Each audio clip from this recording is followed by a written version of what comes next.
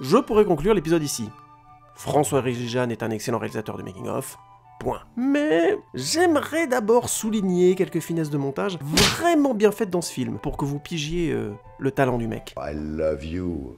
Total. Hein. La première finesse de montage se situe avec la première interview de Mélanie Laurent. Le montage et les images jouent d'un contraste entre le récit de l'actrice, enthousiaste et enjouée, et les images du tournage, plus ambiguës voire stressantes. On peut comprendre qu'elles perçoivent MK comme motivant, et encore une fois le documentaire n'est pas témoin de tout ce qui se passe. Mais le point de vue de François-Régis Jeanne est clairement de montrer une distance entre la perception de l'actrice et ce qui s'est passé.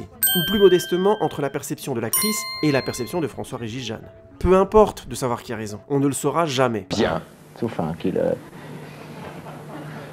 vous avez un petit plus. Mais ce montage provoque deux choses. Il met en exergue une vision un peu biaisée des événements par Mélanie Laurent, ce qui nuance ce que je disais précédemment. Oui, Vin Diesel ne s'explique pas, mais le point de vue des soutiens de MK n'est qu'un point de vue. Et en plus, un point de vue à nuancer, parce qu'il est biaisé. François-Régis Jeanne met ainsi par le montage de la nuance et de la finesse dans son regard sur les événements. Parce que ce ne sont que des témoins d'un événement, et pas des experts de cet événement. De ce fait, ils n'en ont qu'une perception limitée. Alors cela peut paraître évident, mais encore une fois, faut-il savoir le mettre en image efficacement. Et ici, c'est le cas. Une autre séquence est particulièrement intéressante. C'est celle où on voit Vin Diesel parler de la séquence qui doit être tournée avec l'équipe et MK. La séquence est amenée par un dialogue entre MK, David Bell, cascadeur chorégraphe spécialisé notamment en parcours, et le coordinateur des cascades américains, Bob Brown. Dans cette discussion, Bob Brown évoque le fait qu'aux États-Unis, il ne laisserait pas des cascadeurs faire ce que font les mecs du parcours, comme David Bell par exemple, parce que c'est trop dangereux.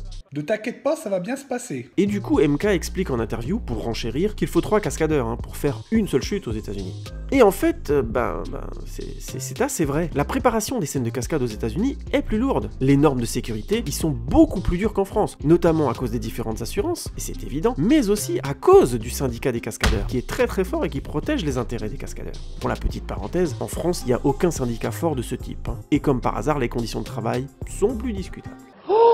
Tu vas avoir des gros problèmes. Non mais c'est pour expliquer le discours. Et ça peut être un vrai frein créatif. Notamment pour un blockbuster limité financièrement comme Babylon AD.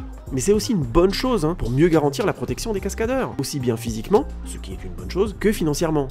Ce qui motive un petit peu quand même. Et en plus, ça n'empêche pas les cascades dingues et originales. Mais du coup, ça coûte plus cher. Et donc, on revient à la question. Babylon AD était-il bien financé pour un film de production américaine? No way. Le documentaire enchaîne ensuite donc sur un plan montrant Vin Diesel assis à côté de MK, expliquant avec lenteur et pondération dans ses mots ce qu'il estime important dans la séquence à tourner. Et pour lui, c'est un dialogue. À côté de Vin, MK, lui, il a la tête dans les mains quand même. Mais qu'il est con, ce mec! Mais qu'il est con! On enchaîne alors avec MK, dans son interview, qui conclut que Diesel ne veut visiblement pas faire plus de cascades dans la séquence, l'obligeant ainsi à se rabattre sur Michel Yeo pour dynamiser la séquence avec les cascadeurs du parcours. Le point de vue du documentaire a donc l'air transparent. Vin est fainéant, voire prétentieux, avec son élocution et son attitude, puisqu'il discute de manière pompeuse et prétentieuse des dialogues d'une séquence dont le nerf est en fait l'action, mettant ainsi MK en situation de détresse et l'obligeant encore à improviser. Alors qu'il devrait en fait pouvoir compter sur son acteur principal à ce moment-là. En fait, je me dis, Vin ne va pas faire de bagarre du tout. Il va faire juste la bagarre avec les 4 mecs là, et puis tu vois, il n'y a rien. C'est du bourrin.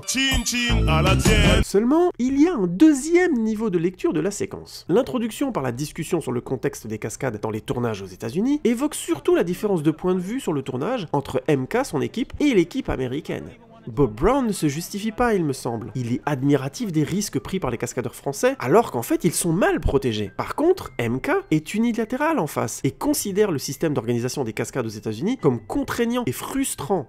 Et en plus, MK, je trouve, juge de manière assez arbitraire. Alors que, comme dit auparavant, c'est plus compliqué que ça. Il s'agit de protéger les cascadeurs, de leur donner aussi des conditions salariales décentes. Et ça, c'est une bonne chose. Et cet unilatéralisme de MK rejaillit sur le reste de la séquence. Oui, Vin Diesel est au minimum orgueilleux, et au max, il est juste insupportable de suffisance à vouloir parler de la séquence comme un metteur en scène qui protégerait son grand film, alors que il en est que l'acteur. Et MK a toutes les raisons du monde d'être déçu de voir la star de son film, une star d'abord et avant tout de films d'action décérébrés, hein, jouer les DiCaprio du pauvre ou les Daniel Day-Lewis fatigués. We have to protect that dialogue. C'est tout. Mais la star d'un film, et surtout une méga star de l'envergure de Vin Diesel, peu importe ce que l'on pense de sa filmographie en fait, hein, subit toujours une énorme pression quotidienne sur un tournage. C'est le lot des acteurs principaux de tous les films, car il porte littéralement souvent les émotions des spectateurs au travers de l'histoire du film. Et ça doit être méga stressant. Et ça devient encore plus lourd pour une star internationale, parce que tous les spectateurs ont un avis sur eux, absolument tous, qu'ils aient vu un film avec eux ou pas, par le jeu des médias, dont les stars bénéficient la plupart du temps. Mais dans le cas présent, je pense qu'ils en sont victimes, parce que, à être systématiquement attendus, on déçoit toujours plus ou moins.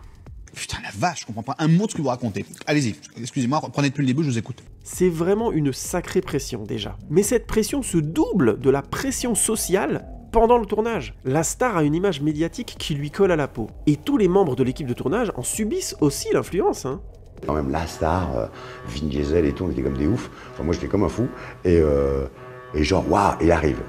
Inconsciemment ou consciemment, tous les membres de l'équipe de tournage attendent un certain type d'attitude de la star. Dans le cas de Vin Diesel, je ne crois pas taper dans le vide en disant que l'on attendrait probablement de lui qu'il soit un leader charismatique. Dans son style, hein, c'est-à-dire qui dit peu de mots, qui est un peu mutique comme ça, mais quand il parle, il tape juste. L'image quasi monolithique qu'on a de lui dans ses films, entre guillemets. Ok, Hobbs. T'as les meilleurs au monde réunis dans cette pièce. Donne-leur envie de rester. Je fais exprès ici d'insister en disant « ses films », car c'est une expression souvent dite, alors qu'elle s'avère erronée. Vin Diesel n'est pas réalisateur des films dont il est la star. Je pense que la majorité des gens le savent, hein, mais diront quand même il s'agit de ses films. Vous voyez les expressions du genre le dernier Vin Diesel vient de sortir. Ça souligne bien l'image que l'on peut associer à une star, notamment quand celle-ci rejoue plusieurs fois le même type de personnage. Pour la petite parenthèse, en général, c'est parce qu'il y a du succès à la clé, hein, ça se comprend. Et Vin Diesel est loin d'être le seul à le faire. Hein. Alors, quel camp vas-tu adopter?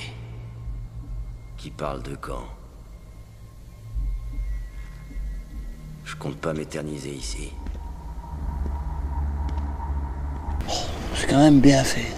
Quand Vin Diesel arrive donc sur un plateau, il subit cette attente. Et comme il n'en est pas à son premier blockbuster, on peut supposer qu'il sait comment faire pour lui-même, pour se sentir à l'aise pendant le tournage, quelle attitude il doit avoir avec l'équipe, etc., etc.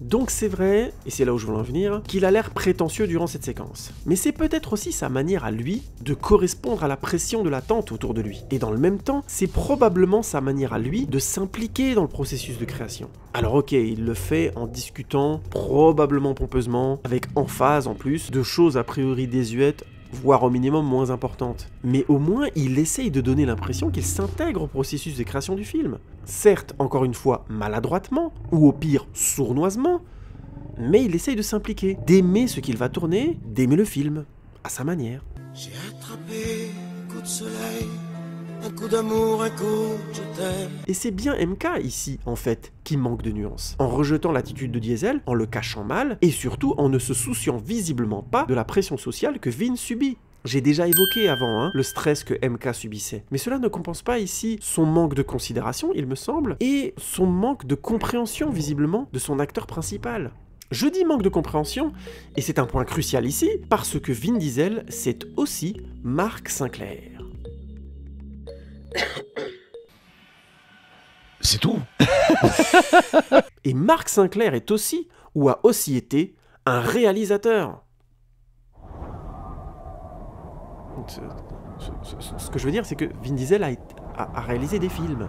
Sale cri de gueule. Oh non, non mais remboursez de suite. C'est pas un cri de... mais quel escroc. Au moins 4 courts-métrages et un long-métrage de cinéma. Cela veut dire que, un tant soit peu, Mark Diesel a des aspirations à la réalisation de films. Du coup, ça explique un peu son attitude de metteur en scène bis, mais aussi l'éventuelle frustration qu'il a pu ressentir face à MK, qui visiblement le considère d'abord comme une star de film physique. You can see him like waiting. So you gotta go like, he has to wait twice the speed.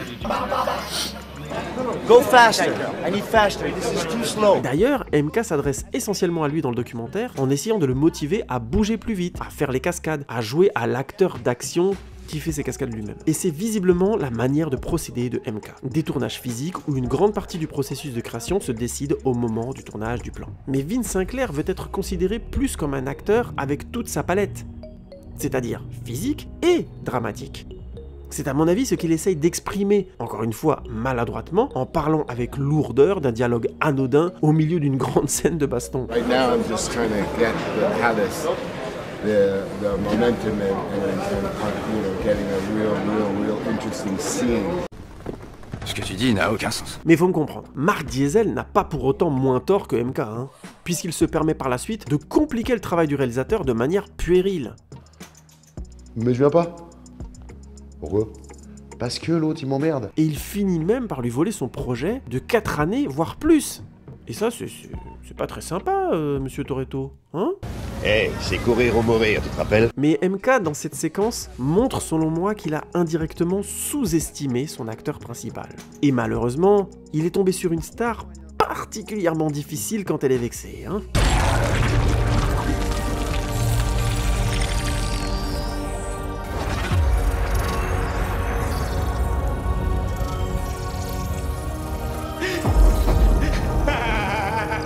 Cette séquence montre ce que j'aime beaucoup dans le documentaire, la complexité et la finesse des rapports humains.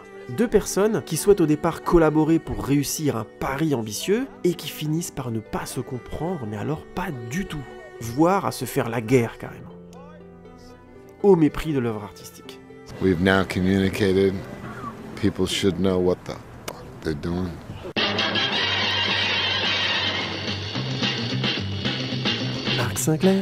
Mark Sinclair, il porte le nom d'un type d'essence. Pourquoi le thème de Spider-Man? J'en sais rien, je suis juste très con.